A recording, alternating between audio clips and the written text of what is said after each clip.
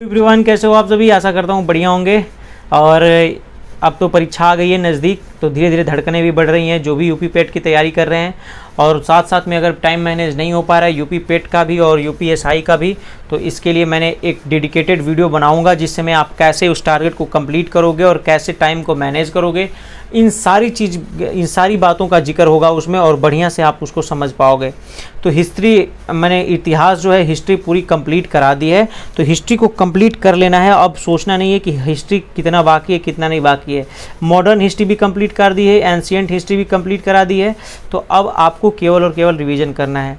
विश्व के भूगोल में आपको विश्व के राजनीतिक भूगोल करना है, मतलब कौन से देश किस कॉन्टिनेंट में पड़ता है ना, किधर है, किस देश के बगल में है, किस देश की राजधानी क्या है, इन सब से रिलेटेड आपको क्वेश्चन करने हैं। स्टैटिक जीके में अंतर्राष्ट्रीय और राष्ट्रीय दिवस आपको करने हैं। इसमें जुलाई, जून और अगस्त, ये 3 महीने की आपको कर लेना है, जून जुलाई अगस्त का, क्योंकि ये बहुत इंपॉर्टेंट है भाई। इसको नहीं करोगे तो प्रॉब्लम आ जाएगी, तो इसको बहुत कंपलसरी इसको कर लेना।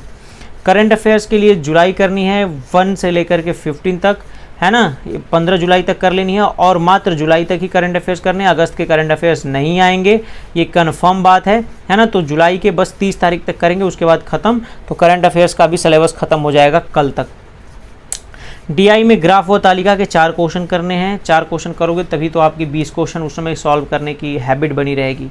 रीजनिंग में बृहद और लघु करना है, स्मॉलेस्ट एंड लार्जेस्ट वाला। ये बृहद और लघु क्या है कि जैसे कि सीता राम से बड़ी है और राम कृष्ण से बड़ा है, तो कृष्ण यशोदा से बड़ा है तो यशोदा और इसमें कौन बड़ा है, ऐसे करके जो देता है उसको बढ़िया से कर लो। ये लास्ट क्लासेज है, ठीक है।